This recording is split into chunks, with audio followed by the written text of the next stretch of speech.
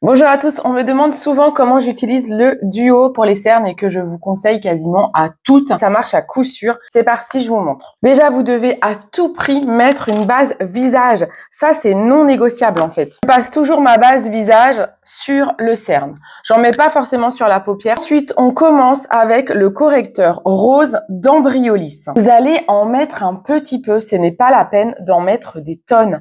Et surtout, vous devez l'appliquer bien au niveau du cerne. Vous avez un os là et un os là, le cerne il est à l'intérieur. On n'en met vraiment pas beaucoup. Vous avez trois façons de l'appliquer. Soit vous prenez une Beauty Blender, attention, vous ne devez pas la mouiller car ça va boire beaucoup le correcteur.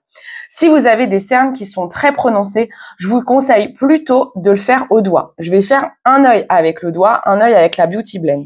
Vous pouvez également utiliser un pinceau correcteur, peu couvrant, moyennement couvrant, très couvrant, sur l'œil droit avec la Beauty Blend.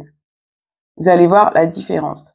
Donc, je commence toujours par tapoter sur le cerne, voilà, en dessous de l'œil, de l'intérieur vers l'extérieur et également sur la paupière, voilà. Ensuite, j'utilise ici le doigt pour vous montrer. Alors moi, je prends tout le temps l'annulaire parce que le contour de l'œil est très fin. Donc là, je perds beaucoup moins de matière. J'ai beaucoup plus de matière à étaler avec le doigt.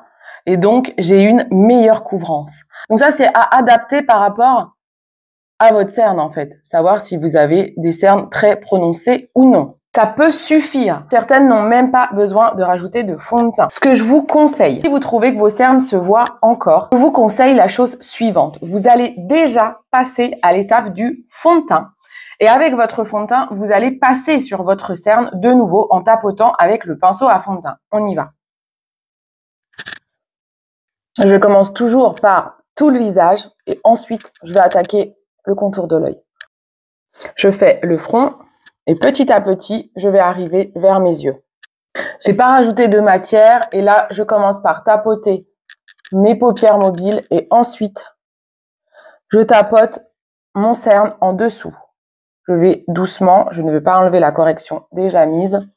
Soit, c'est nickel, vous n'avez plus besoin de rien faire et vous allez fixer votre teint. Soit vous trouvez que vos cernes sont encore visibles et là, vous avez encore deux choix possibles. Soit vous prenez un stylo enlumineur de chez MAC. Vous avez le Light Boost pour les sous-teints dorés et le Radiant Rose pour les sous-teints rosés. Vous avez une couvrance médium. Soit vous prenez vraiment un anti-cerne d'une couleur complémentaire à votre cerne. Je vous invite à revoir une autre vidéo où je parle des couleurs complémentaires pour les cernes. Ça, c'est beaucoup plus couvrant. Comment on applique ces produits?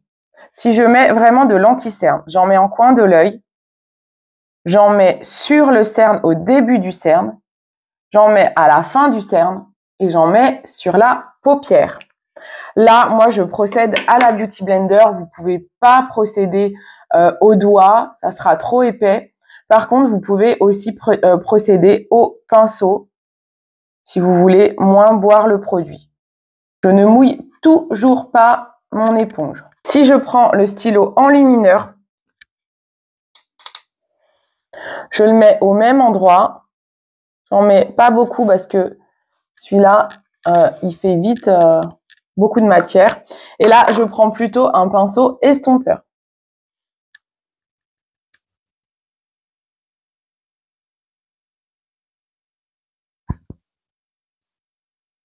Moi, j'aime bien, j'ai une préférence pour le stylo.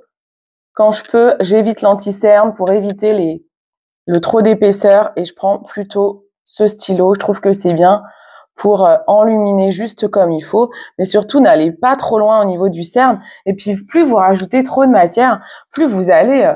on va voir que ça, quoi. Si vous ajoutez trop de matière sur vos cernes, notre regard va être attiré par vos cernes.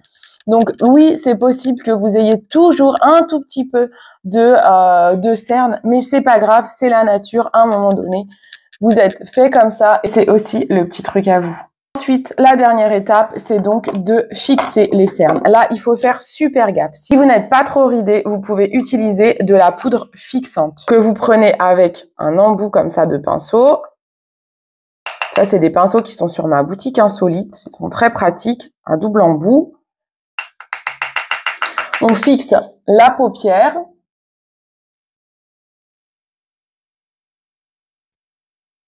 Moi, je fais assez rapidement. Vous avez vu, je lisse, je le fais machinalement. Je lisse si j'ai des défauts.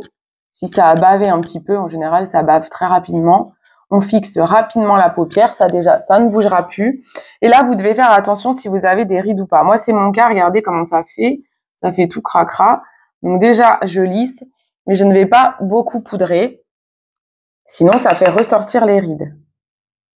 Donc, vous pouvez tapoter comme ça. Sinon, ce qui est pas mal, c'est que vous prenez une éponge comme ça, une éponge triangle. Pareil, j'en ai sur ma boutique insolite si vous en avez pas.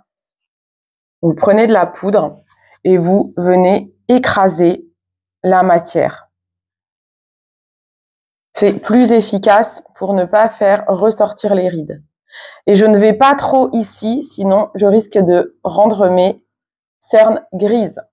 Ensuite, je vais vraiment fixer tout mon teint avec la poudre fixante, mais à la fin du maquillage, si vous avez peur que de ne pas avoir mis de poudre ici, ça ne tienne pas bien, vous prenez une brume fixante, celle de chez MAC, elle est top, que vous repassez sur tout votre visage. Vous pouvez aussi en mettre sur une éponge comme ça et retapoter juste ici, et ça suffit. Mais n'insistez pas trop, plus vous insistez sur la zone, plus elle se verra, plus on ne verra que ça. Voilà, j'espère que cette vidéo vous aura servi. Allez, à vos cernes, prêts, partez!